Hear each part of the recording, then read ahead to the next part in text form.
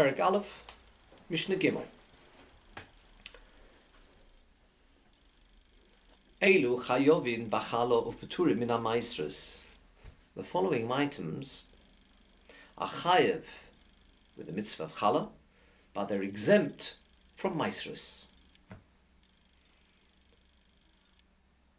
Haleket, v'ashicha, v'apeo, v'hefka. The first four items mentioned in the Mishnah are the following.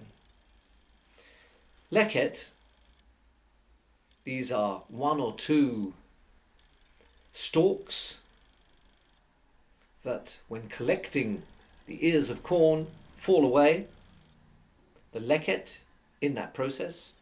Shikha, this is corn which is forgotten and not harvested. Hapeo, the corner of the field. Vahefka, items which are ownerless. And Mishnayos elsewhere explain in detail, leket, shikha and peo, exactly what the shear of each of these items is. But for our Mishnah, all we need to know is the following, that these items, they are exempt from maisros.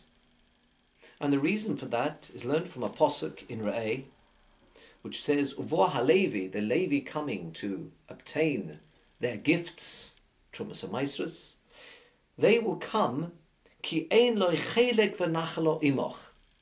The tribe of Levi does not have a portion, an inheritance with you, the same as you. Learns the Gemara, this is only items which you own and they don't own. Where, however, we have items like these four items mentioned here, leket, shikha, peo, or hefka, which they can own as well as you can, particularly if they're poor people, therefore they are exempt from maisa, but chayev nevertheless in chala. The Mishnah continues, O maisa rishon shenitla trumosai. With the grain, the first portion goes to the kohen, and that's called truma gedola. Thereafter, maisa rishon is given to the Levi. That's a tenth of the crop, of what's remaining after the truma is taken. That is given to the Levi. From that maisa rishon, the Levi gives a tenth, which is a tenth of the tenth, to the kohen.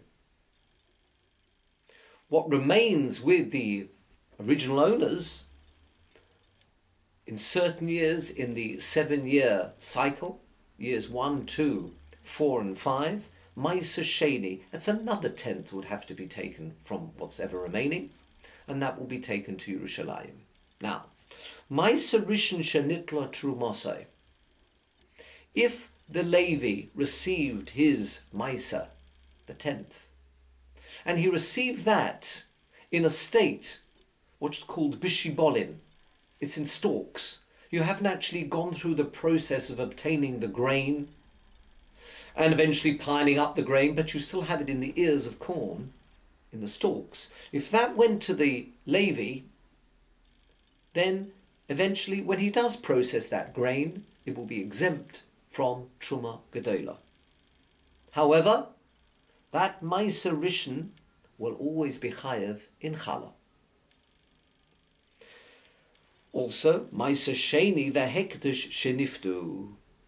If Maisa Sheni, that second tenth, as we spoke about, or hekdesh, a person decided to give over to hekdesh, to belonging to the Beis HaMikdash, grain, and also this was in a state prior to processing that grain, it was still in the shibolim, it was in the stalks, and then it was redeemed, this Maisa Sheni, or indeed the Hekdesh was redeemed from Hekdesh, because the Maisa Sheni really should be taken to Yerushalayim, but if it's redeemed onto coins, then the coins would be taken to Yerushalayim and food bought there. But if this Maisa Sheni, which was separated as Maisa Sheni, took place whilst it's in the ears of corn, in the stalks,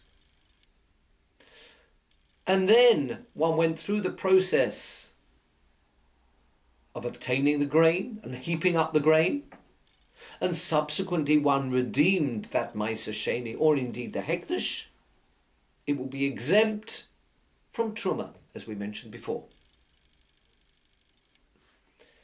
But it would still be chayiv in challah. A further item is moisa ha'omer. This is the leftovers of the omer. The omer of barley comes from 3 saw. 3 saw making up an ephah. That was the amount of barley which was originally taken. It was then sifted 13 times. It was very fine barley, but sifted 13 times, bringing it down just to 1/10 of that amount. And that amount was then taken for the omer offering. The remainder, the 9/10, which were not used because they were removed during the sifting process, that moisar ha'omer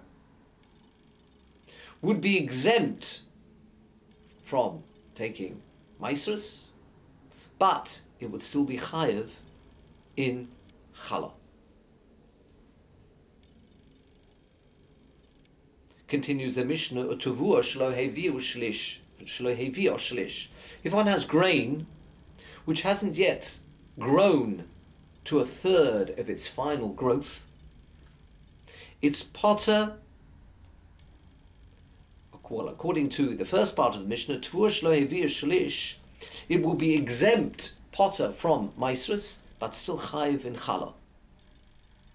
The reason for that is if it hasn't reached 1/3 of its growth, it cannot actually chayevis b'challah, because it can become chometz, but it's not in a state, again learned from the Pasuk in Re'eh, which is called tavuas zarecha. If it's seeds which could produce, could be grown and produce further seeds, then it will be chayiv in maisrus. However, if it's at a stage, and that would be up to 1/3 of its growth, where it would be too small, not mature, not sufficiently mature to grow and then receive further grain from that, it will be exempt from maisa, but nevertheless chayiv in challah, because it still could become chometz. Anything which could become chometz is chayiv in challah. Rabbi Eliezer omer tavur shelo hevir shalish, produce which is not grown to 1/3 of its final mature state, patura min challah, would be potter from challah too.